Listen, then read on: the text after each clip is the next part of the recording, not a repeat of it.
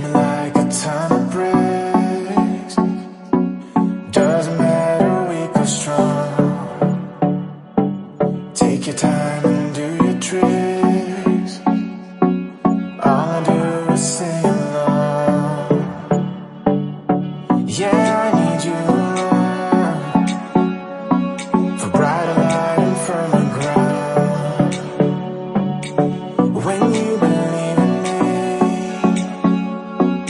love is gonna set me free.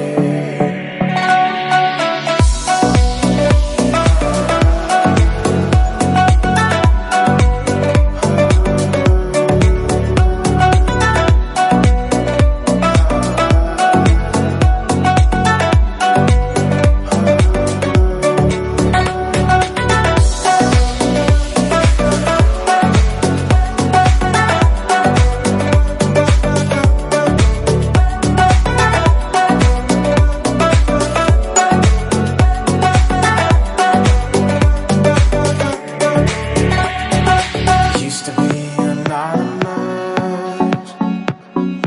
Now the world has seen your face. Living life is dangerous, but there's a map for every maze.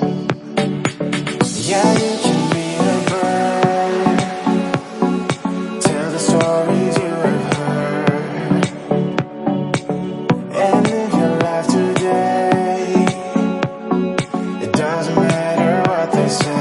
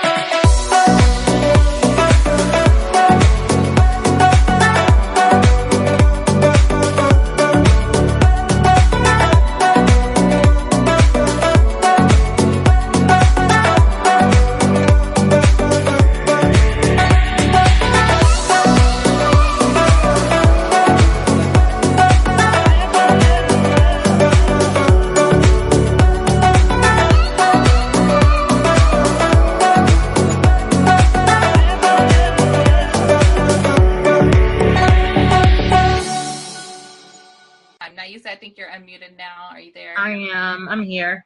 Perfect. Well, okay, so I was, booking guests, and I know next week we're going to have some amazing cancer survivors on, because the whole premise of the show is for people to be able to tell their story. And I know I wanted to bring on survivors, and then we're going to do one for people who have chronic illness. And so there's a couple of things I wanted, but I thought, what better way to have a Valentine's show than to talk to people who connect with my heart on, I'm single, I'm good being single. But Valentine's Day is like the official Hallmark holiday for the couples. And so some of us are just kind of in survival mode during this time. And so I wanted you guys to come on and just kind of tell your story with that. And I just wanted us to really laugh together and just have a good time and share. So does that sound good to everybody? Yeah. Yeah. Yeah. Good. Okay. Oh, Alicia's here with us now. So my sister Elisha Cook is here, and she and I relate a lot on stories of being single. So I was looking at memes about single on Valentine's Day, and there were two things I really loved. One of them was this poem, and it said, roses are red, violets are blue, vodka is cheaper than dinner for two. That was like my new favorite. And then the other one had this picture of Sheldon from Big Bang Theory with his shirt over his nose and a can of Lysol spray. And it said, this is my reaction when people say love is in the air. like, yes, keep it away from me. See, I always picture Braveheart where he screams, freedom! I'll take freedom over flowers. That's funny. Yeah. All right, nice. So what's your survival secret for like all the mushy couples and stuff on Valentine's Day? Where I came from, that's my biggest thing. Nice. What was yours? I really, like my medical assistant today was like, oh, what are you doing for Valentine's Day?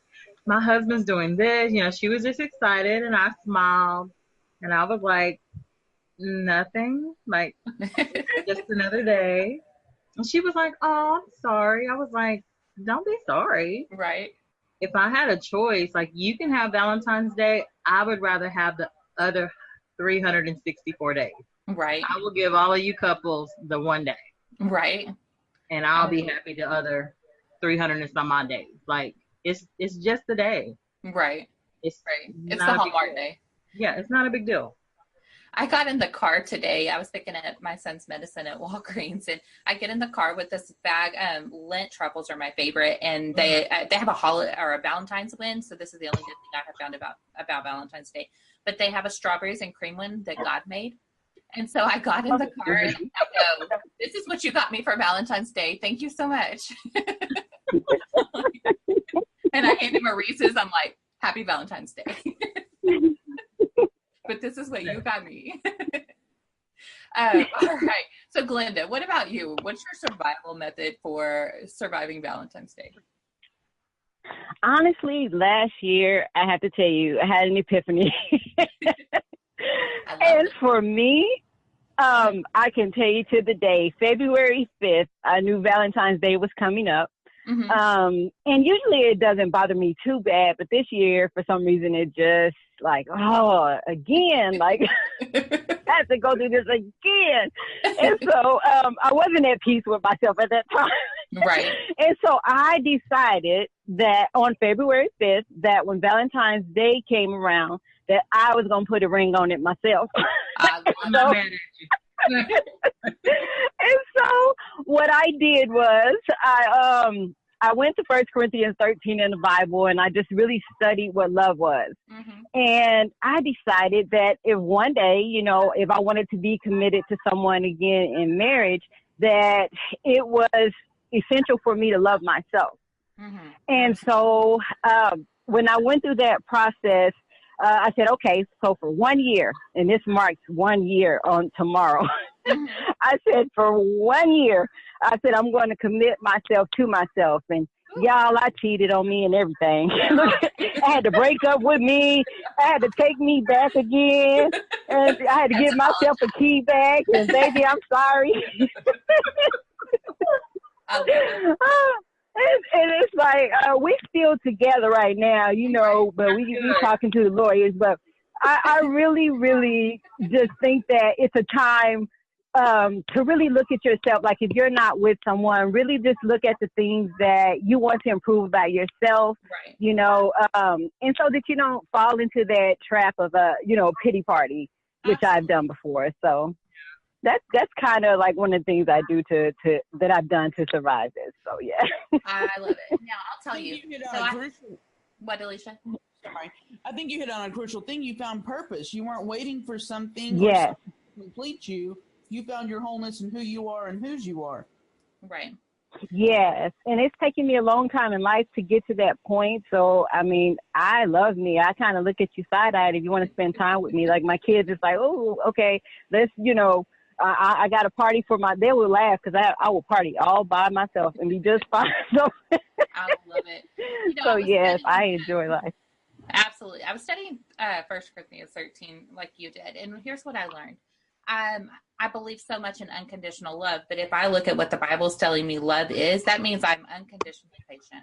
I am unconditionally kind. I unconditionally keep no record of wrong. And I was like, ooh, can I really say I'm ready to unconditionally love somebody? I unconditionally trust you. Exactly. I'm like, because I believe in unconditional respect. You know, I believe that if at the point I can't respect you, then that's probably the time that we don't need to be involved with each other. But when I started really looking at myself and saying, I'm offering you, if I say I'm offering you unconditional love, that means all of those little things in that scripture, I'm offering you unconditionally. That stepped on my toes a little bit. That's when I realized, okay, maybe I'm not quite ready to recommit to somebody, because I just wasn't ready to say, I absolutely will unconditionally keep no record of wrong with you. Yeah, it's real cute to buy it on a pedestal until you actually have to try to live it out every day. Right. Yes. Yes. And the strange thing that I discovered, the big thing that I discovered, is that I didn't give those things to myself. And so I was attracting what, and trying to pull out of someone what I wasn't willing to give to myself. Right. So that was kind of eye-opening. I didn't expect it to really discover the things that I discovered over this year. That's really cool. Sure.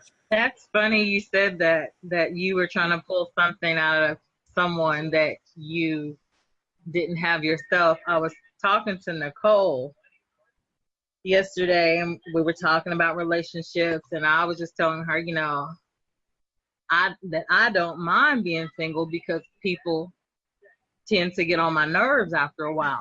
And, I don't, and we were just talking, and I was like, you know what?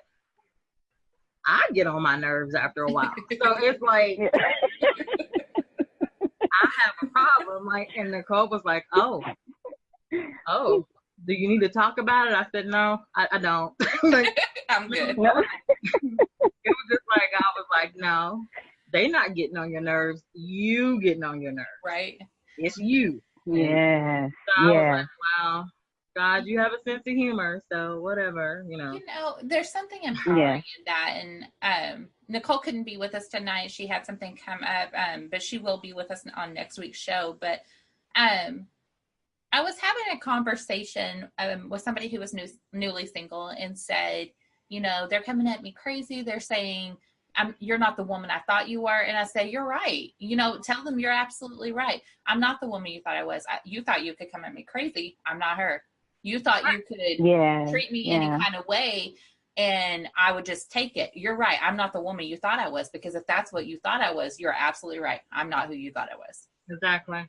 And so when you get by yourself and you start to look at yourself and you start to become comfortable with yourself, then it's amazing what you discover. And then it's like, I'm okay with me. So if you're not okay with me, I'm no longer defined by that. Right. I think it's a critical thing to go from, I'm single, but I'm not broken. I'm not abandoned. I'm not rejected. I can be strong and whole in who I am. Right. Exactly. And I think that's important. Yeah. And I don't know if anyone else feels like this.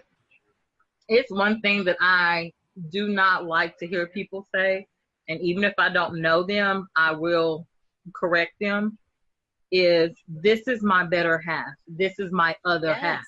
And I'm like, oh, so you were the whole person when y'all got married? Right. Oh, you only got half? Yeah, yes, that's a problem. Like, I don't want to be just 100% when we can be 200. Like, no, that doesn't make sense. Like, do the math. Like, be careful what you say. I always tell people, if we start talking about dating, I'm like, hang on, let's get this straight. I don't believe in you complete me. I believe I'm whole and you're whole and we complement each other, but I don't believe in you complete me. Yeah. And when we started dating, I told him, I said, I don't ever want you watching a fairy tale, because if somehow we do this to our children with these little princesses and princes, like, your job is to be a damsel in distress and he's going to come rescue you. And then we teach our young men, go rescue her. No, don't do it. She's crazy. And so I've had to learn that fairy tale image is not only detrimental to our young ladies who we teach them about this ideal existence that doesn't happen, but it's also detrimental to our young men that we're raising, that to say, oh yeah, when she has a problem, go rescue her. Yes.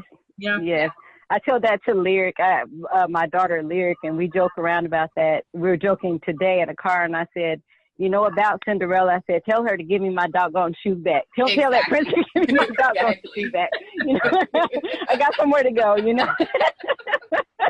love it. I love it. I think so. You have a daughter, and I have boys, so I do have a question. I have a goddaughter, and so I have 3. Yes. And one son. So Yes. I've always, even with my godson, because he's older, I'm always like, no, you don't be spending your money on no little girls. I don't care if it's her birthday. We don't do that. We don't do that. And then my goddaughter came along, and I'm like, he didn't buy you nothing for your birthday? It's like this whole double standard, and I don't know where it came from, because I felt some type of way taking my boys to the store today so they can go get, well, one bought mini candy bars for his friends, which that's another conversation. And the youngest one, he's buying a teddy bear. I'm like, it can't say love. Nope, that's got kisses. Nope, can't get Yeah. then, so it's like, I feel like little girls need to know what it's like to receive gifts. I mean, you know what I'm saying? Like, Yeah. Yeah. Yeah, But and to teach them that I they don't- don't have to give her back anything. They can just say thank you. Absolutely. Yeah. I So- struggled with that. I struggled with that premise of I didn't want anybody to give me anything because I didn't want to feel like I owed them anything or they expected something in return. So Maybe I was like, I'm good. You don't have to give me anything. And I struggled with that. And again, it was developing a trust with somebody that they're doing it out of kindness, not out of, expectation. But I personally struggled with that. Okay. Yes, I told. Though I guess my viewpoint on it is for the younger generation. I would say that it's within reason. Something that is appropriate, nothing expensive or elaborate. And as far as like gifts to myself or whatnot, I think. I mean, I used to think the same way and feel the same way that you did, Andy. But what I've taught my girls is that you are valuable. You are worth the thought. It doesn't have to be anything expensive. As a matter of fact, if it's something too expensive, I'll have them to return it to them. But you are worth the thought that someone gives, and so that, because you're valuable. So to me, I know that it's cliche to say it's the thought that counts, but it is, that someone taking that time that they thought about you and plan something out. I think that a lot of time we kind of shy away from it, but I think it's more important to know that you're worth that thought, to me. Yeah. And I think it's in that time, that effort.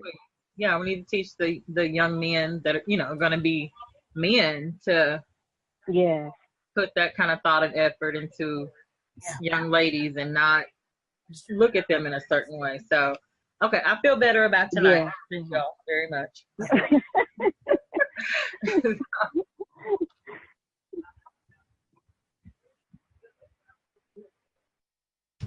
I think I'm mute.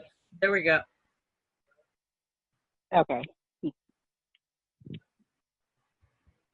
Okay, I can hear y'all now. Can you hear me? Yeah. Okay. All right. I'm going crazy. Yeah. I I was saying got me over there fixing my wig. I'm like, Lord, what happened? What did I push? I pushed something. all of it, so I don't know what happened there. But I've always taught my son that, if you're the last person on the world or on the entire face of the planet that opens a door for a woman, that you're going to be the last one. We're going to do that. So very important. Oh, I love that. Yes. And yes. I believe we teach our children in our relationships with them how to treat the other person in their relationship. So with him, like, he's super sweet. And I've always told him, when I meet your future wife on, your wedding day, I'm going to go and I'm going to tell her she's beautiful. And I'm going to look at her and go, you're welcome. Right. He makes coffee and he will cook dinner and he's kind. And I was like, yes, that's what I'm going to do. I'll be like, he's a good one. He really is. Guess I'll be apologizing. I'm so sorry. Oh, no. Kind of like me. You were like, I told him to clean it up. He wasn't allowed to do that at my house either. But he can cook, though. Oh, yeah, that's me. I love it. I love it. All right, we've got a couple of minutes before break. So let's talk about, I want to know, Glenda, are you doing anything this year for Valentine's Day for you? Honestly, yes. I'm not doing the whole going out this year, but I am going to reevaluate, where I am right now in the process after this year, what my new goals are for myself. And I see a lot of areas for improvement. Mm-hmm. And so those are the things that I'm going to spend that time. I'm going to take my bubble bath, light my candles, and just spend time just reflecting to myself about the things that I need to improve. And then I'm going to write a letter to my future husband and seal it and put it in my little box that I keep when I feel, extra anxious for those times that, just waiting on God for that time to come. So I love that. I seal it, put the date on it, and, so that's pretty much it. Those are great. Nothing elaborate. I'm by my own doggone chocolate. No. Hey, you know what? Do what I did. They got a good deal. Go to the Walgreens. They got the strawberry and cream, and tell Jeremiah thank you. Yes. Yes, I love that. What about you, Nice? Are you doing anything for you?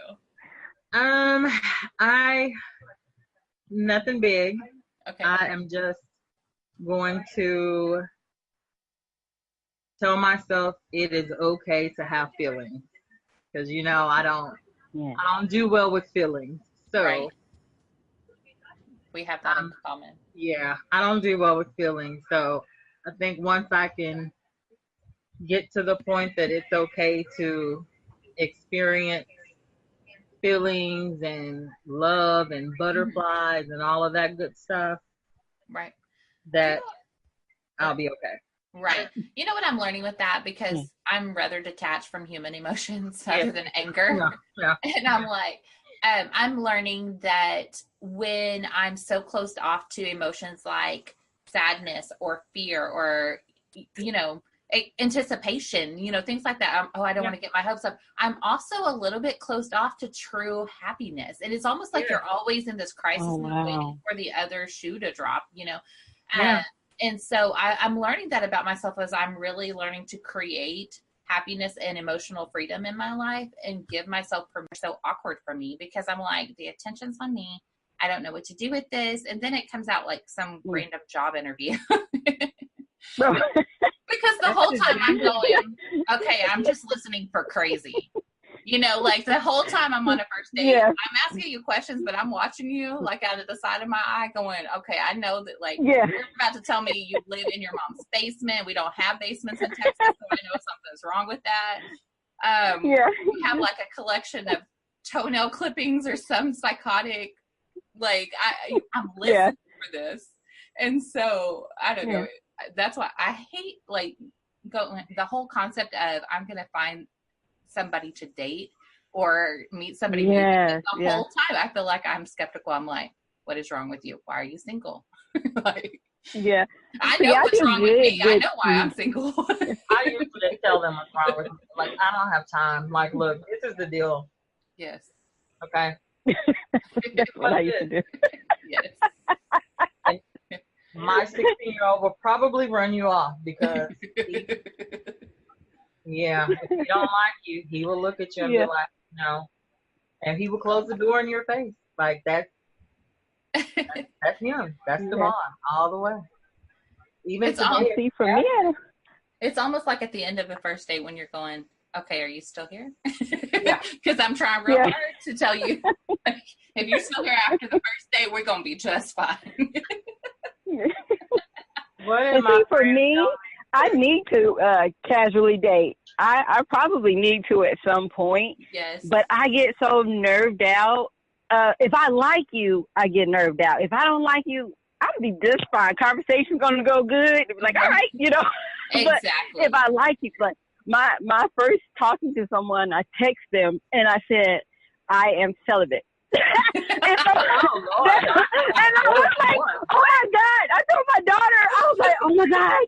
I said that's the first thing that came out of this whole time. I couldn't believe, I died because I didn't know. It's like, I'm very honest, and I don't like to play games or nothing like that. So it's like, this is where it is, But it's just only if I like you, I can't even have a conversation. So Maybe you I try to limit it. I can talk pass business. that off as a typo. Like Yeah. nothing else. No, is close to I didn't know. something. I wish that I could rewind time. Like, You should have been like, no, I want celery, not celery. Right. yes. Oh my goodness, that Google feed. Exactly. And you can't even justify that. Oh, I was trying to send it to somebody else. No, I didn't know what to say. What do they say back? It's like, maybe I didn't want your little. I'm not looking for anything. That's like how something with that. Oh my gosh! Yeah, that's what I should did. That is what I should have did. All right, so I definitely want to come back to this because I do have a story about texting. Yeah. When you first meet people. We're going to go to break really quick, and then we'll come back and, we'll definitely tell this story.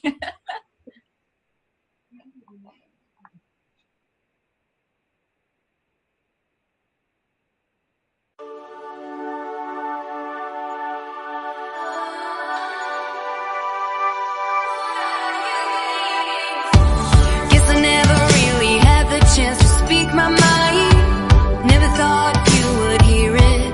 Oh, and if you run, baby, I will follow every time. I show you what I'm feeling. You got me going, can't control. Fingers crossed you take me home. So play me all night, hold me tight, keep me in the spotlight. Show me what it's all about. Just take a shot. Morning's getting closer. I'm waiting on you to tell me it will be alright. Closer now. Think it's time we try this out. What are you waiting for?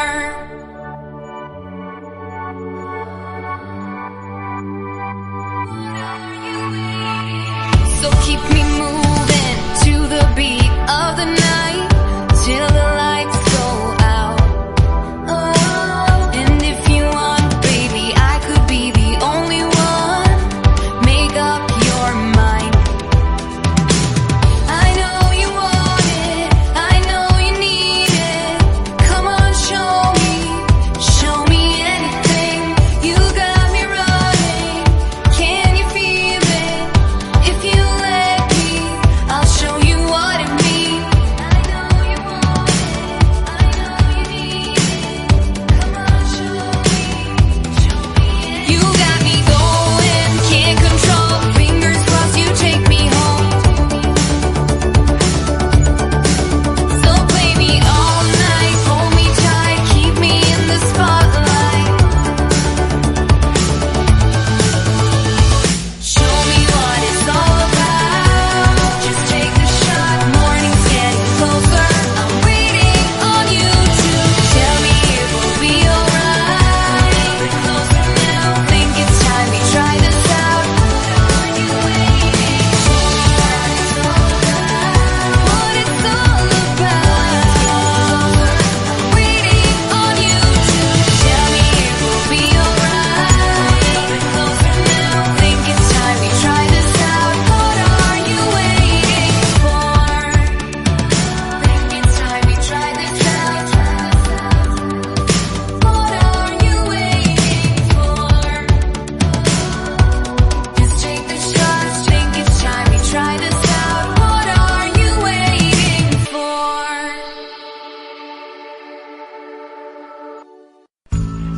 Off the Cuff eZine, an online magazine that is given out freely.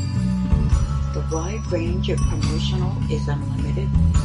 We take pride in bringing it all together for you. And we recognize that it is hard to reach a lot of people by just having a website, or even those writers that do not have the means to advertise or have a website.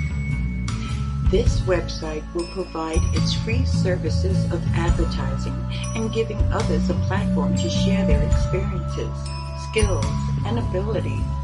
For we believe that it is through others we learn not only of others but of ourselves as well. So, if you need a chat room to hold sessions, we can provide that with audio and video. for classes, workshops, or just single sessions. Contact us to see what we can provide with our special features and promotional experience. And it is all free. Yes, free. Join us and meet other like-minded people, because that is what makes OTC the place to be. OffTheCuffDesign.com.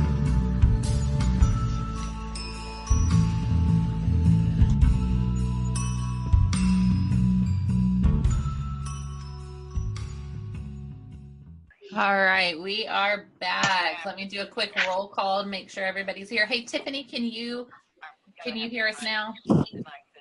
Yes, can you hear me?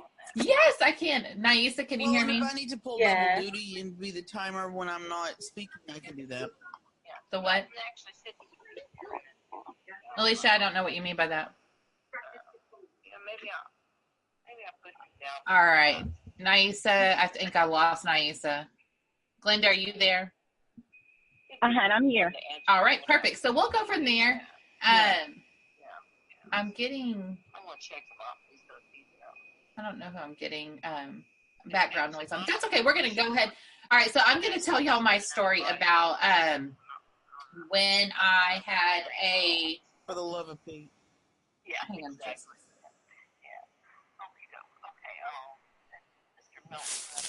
all right. So I wanted to tell you guys a I've story. invited 5 or 6 people. All right, hang Jack, on. I'll put just- something out on Facebook tonight about it.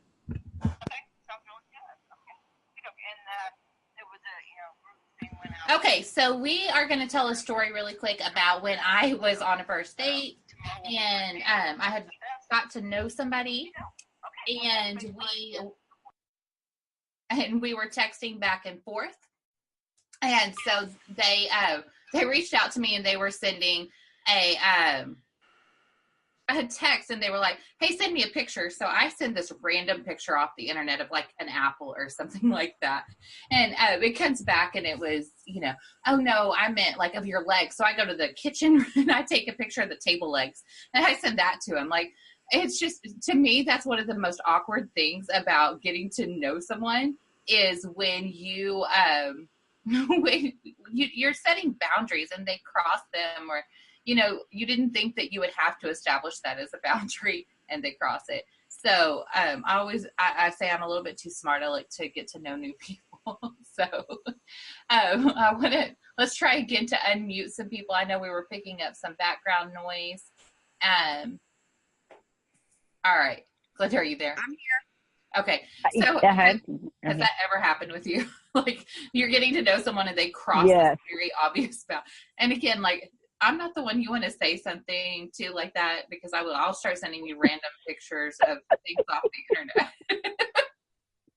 I had a guy Yes. a couple of times that I called Makeout Guy. I don't even remember what his real name was, because I renamed a whole bunch of people. That's a whole other story though. But it just got him in the middle of a sentence, something totally unrelated. He would just ask, so what would you do if I started trying to make out with you right now? I'm like, we're in the middle of dinner. Wow. And really awkward really quick. Yes. Yeah. I feel like it's an application process, y'all. I mean, sit Yes. back Yes. and flip it around and take an application and see that application and see how they are and Yes. do like a silent interview. You know what I mean? Like just observe if they're chasing you or if they're psycho, Yes. just sit back. I Mhm. mean, it's hard for me to speak on this, and this is why I've been so quiet, is because I have found my other person Right. finally at 38 years old. Your But I life found him stalker. at my lowest. I found him, or we found each other at our lowest of lows. And that poor boy, man, he's not a boy, but he's a good man. But he chased me for 1.5 years while I was taking applications. Right. Yeah. I took a lot of applications, and I had some fun, and I flipped it around, and I turned it into a fun thing. And when I I did love that, amazing things started happening, and I met the greatest guy in the whole wide world. So I think if you flip it around and focus on the good, but sit back and observe those crazies, because you got to know what you don't want. We're listening for crazy. Know what you do want. Yes. I very similarly, I feel like that. I always say that before I get in another serious relationship, there are certain things I want to see. How do you act when you're in traffic? Because that can tell you. How do you treat the wait staff when we go out to dinner? Because if you don't, like, I don't want to know how you treat me. You're trying to impress me. But how do you treat people you want nothing from? So the person who seats you at the table, how do you greet the person when you walk in to pay at the gas station, or, you know, most of us pay at the pump now. But, you know, I watch how they interact with people because that tells me more about them in the long run. But I'm adamant. I'm like, before you say, yes, I'll marry you, y'all need to take a weekend trip. Like, I want to see you. Yeah, that's true. How do you handle disappointment? How do you handle, you know, if I have to change plans at the last minute for a legitimate reason, do you treat me with grace and kindness and understanding, or do you become a person that I don't recognize? I always play games with people, not mind games, but like bowling or something. I want to see, how do you handle it if not everything's going your way? Are you going to pout and act like a toddler and go with it? Because I don't have time for that. I'm not trying to raise a husband. Oh, yes. I'm going to pick something that I'm good at, though. I'm not going to pick. I'm with you on that one, because I need to talk trash to see how you're going to react. Yes. Yeah. I do that a lot. And during football season. Yeah. Yes, I always ask this very question, no matter what, no matter how long I've known him or whatever. I'm like, I'm going to ask you the most important question I'm ever going to ask you, and the answer could be a complete deal breaker and will determine the rest of our relationship. And they're like, okay, and they get all awkward. I'm like, who is your football team? I just know. Like, if you're a 49ers fan, this ain't gonna work out. Like, if you've ever used the phrase, I love New England Patriots, we're not a match. So you either have to love a good rivalry because we're going to talk a lot of noise to each other, or you have to accept that you have to watch football at, you know, Wingstop. So. Yeah. Do you also Good point. I'm going to add that to the repertoire. Yes, exactly. I just need to know. Like, okay, plan Sundays. I'm going to watch football with my dad, and you go to Buffalo Wild Wings. Like, very simple. Yeah. What were you saying, Alicia? I want to know. Oh, go ahead. I just want to know if you also have to ask, how bad do you cry when my team beats yours, so you can just establish up front. Yeah. I had to call. Oh, I lost Naisa. Glenda, what were you about to say? Oh, no, I want to know how they talk about their ex. And I want to know, have they learned anything from, you know, the prior relationship, or is it only the other person's fault? You know, I want to know that they're growing as a person. So, and mistakes are okay, but I want to know you have grown and you think differently, or, you know, I want to know what you've been through. Or I want to know if you're willing to admit what happened, or if you messed up. Yes. Or if you're just stuck in how wrong that they were, then you probably haven't. Yeah. Either you haven't healed to the point that you're ready to move on, or you're just, you know, you're stuck in it's all their fault. So how many divorces, and I hate. Nice, gonna get us controversial here. I lost you mid-question, but how many divorces is a deal breaker? Is that what you're asking? Right. I mean, especially if it's for the same thing. Because I went out on one date with this guy, but, you know, we talked for a little bit after that, and I just asked, I was like, so marriage number one. Let's just start there, you know.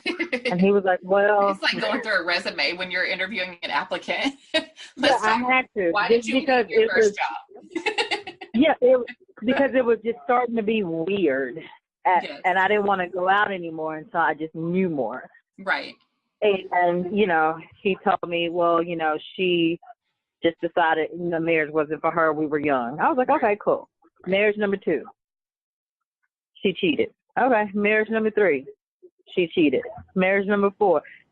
So he been married 5 times or divorced 5 times.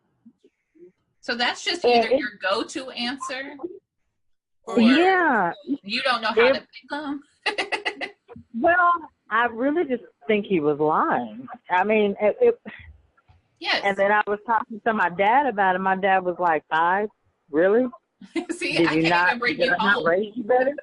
Yeah, my dad was like, did I not teach you better than that? 5? My dad's a minister, by the way. He was just like, no. That's so funny. Absolutely not. Like, you should have been running. And I come from a place, like, I've been divorced twice, and the first time I was like, okay, we were young. The second time I'm like, okay, obviously something here I can learn and move forward from. And now I'm like, okay, there can't be a third, because then it is obviously me. Okay. It's like when I'm interviewing somebody to hire them, if you always tell me, oh yeah, well, I got laid off, and you've been laid off of the last 15 jobs, it can't possibly be that the entire world is in distress financially and laying people off. Like, eventually there's a reason why it's you every time. Right. If Yeah. they can always eliminate your position at your job. Yeah, exactly. Right. That's the oh my god, I interviewed you today. They eliminated the position. I'm like, baby, you was a medical assistant. Like, how did they just eliminate that position altogether when you were the position? Right. Here's how I explained it to somebody. I said, if when you left, they brought in someone else to do your job, that is not eliminating the position. Yeah. They were eliminating you. Right. Let's get that right. Just tell the truth. Exactly. Yeah. That's what that is. So I love it. All right. Let's see. Alicia, you've already told your crazy date story with the makeout guy. Now you said, all right, tell me your favorite clean date story. Okay, you just a crazy date story. Clean. Oh my goodness. Well, it's gonna be clean. I'm just trying to think of one. I mean, like, leave out the part where you cussed him out. Okay. I mean, you can. Okay. Well, one crazy day, met him. First of all, I met him at a red light. Okay. I was at a red light, and he asked me to pulled over, talked to him. He was nice. So he asked me out on a date. We shut up. I don't even know who I said shut up to, so I'm sorry, but be quiet. You already talked. We talked for about a couple of days. He asked me to go out, and I was like, okay, cool. How do I need to dress? Because it was summertime. Right. He said, just wear something comfortable. It's going to be hot. We're going to be outside. So I was like, oh, okay, cool. We're going to be doing, something outdoorsy. Right. Why he take me to a family reunion? Yeah. At a park. What? It was a 3-day family reunion, wasn't it? Oh my goodness. Don't play. I hadn't even told you this because it's so embarrassing. Oh Lord. And some of his kids were there, which would normally be fine. Normally. If he didn't have 17 of them. You heard me. 1-7. 1-7. How is that? Would have ran so fast. 1-7. Like I think you say it. Diez y sete. If anybody speaks Spanish, that's how you say it in Spanish. Because I had to get that out together. I'm like, essentially went out with Adrian Peterson. Girl, I was just, if you could have, I almost snatched my wig off and just started scratching my head because I was like, are you in this? Like, I don't even know your last name. Like, I drove my own car because I didn't even know you like that. Like, So yeah, I met Granny, I met great grandma, Oh I my met God. all his uncles. I met the whole family, cousins. His ex-wife was there. A couple of his baby mamas was there. I met Nice. everybody. I met everybody, and it was like one of the worst days of my life, and I've had some worse I can days. only imagine. I was hot.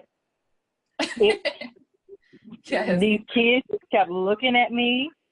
You like my daddy? And they were all little, so you can't really just mean mug them. You know what I'm saying? Like, you gotta be like, You're like, well, I did. no, yeah. And then one of his baby mamas like, don't do it. I'm like, you ain't even gotta worry. Exactly. Baby. I'm like, Yeah, he just introduced me to two of his kids, and they're the same age, but they're not twins. Girl.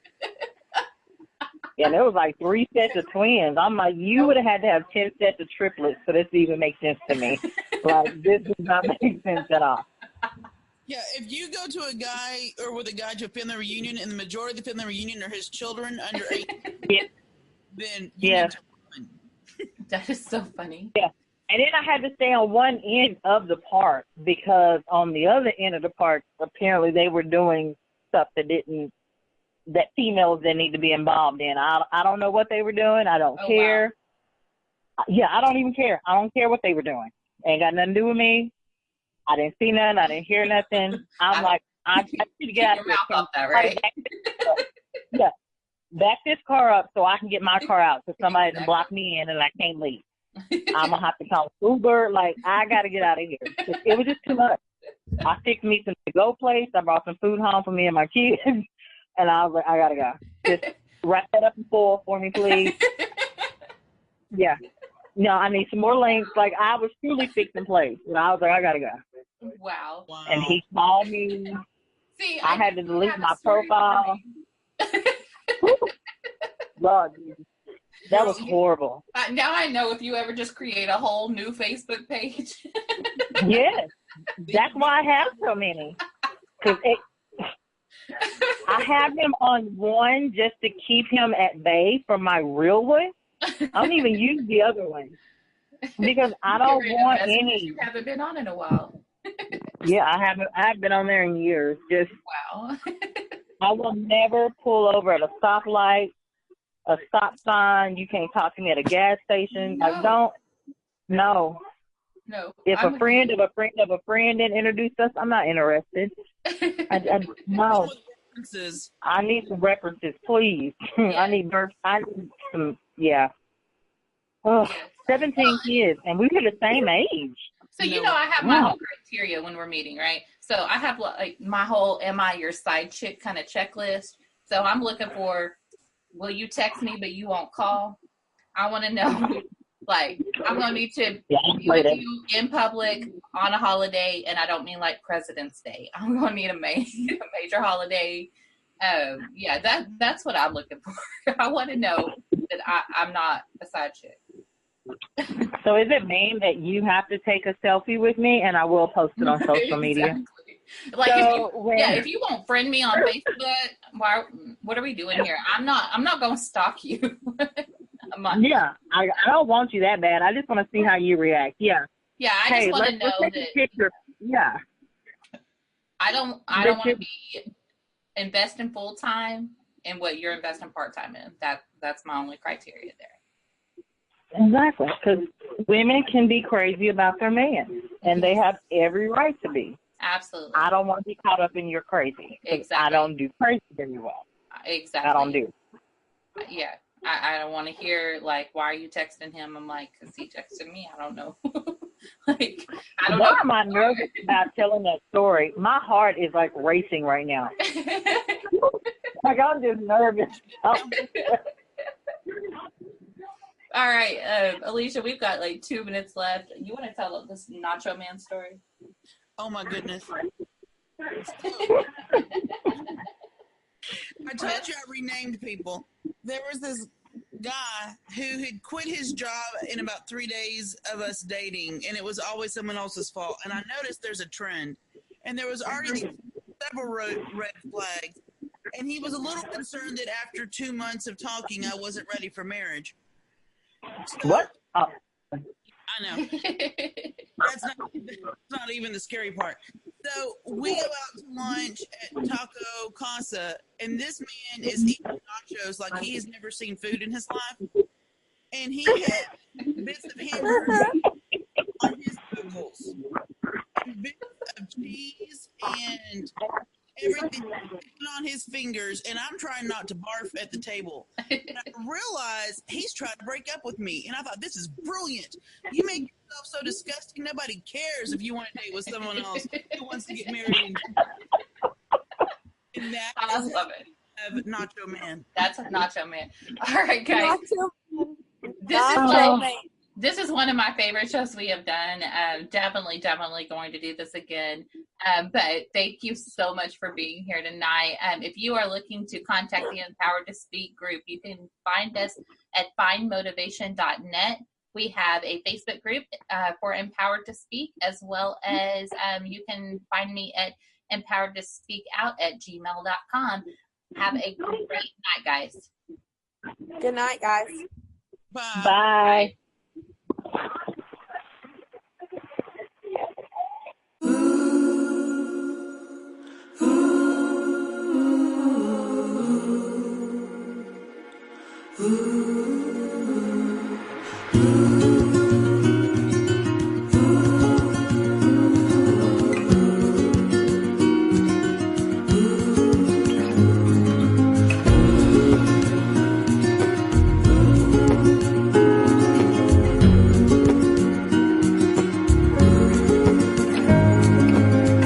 See the ocean, how it sways in the sun. Keeping our stories in its motion lies the truth about us.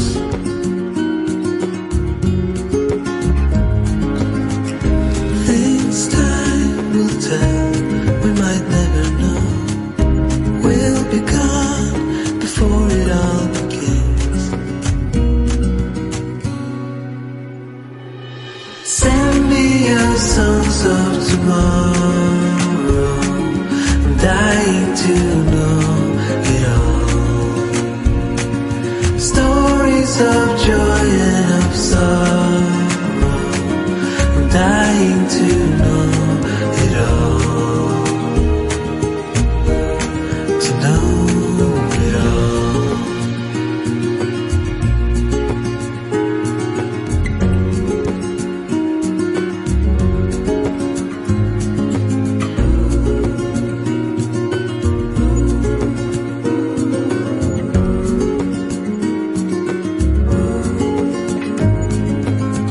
See the trees grow, they were here long before.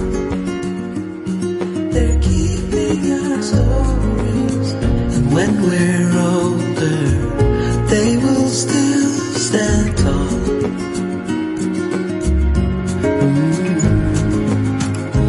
Things time will tell, we might never know. We'll be gone before it all begins. Send me your songs of tomorrow. I'm dying to know it all. Stories of joy and of sorrow. I'm dying to know it all. Send me your songs of tomorrow. I'm dying to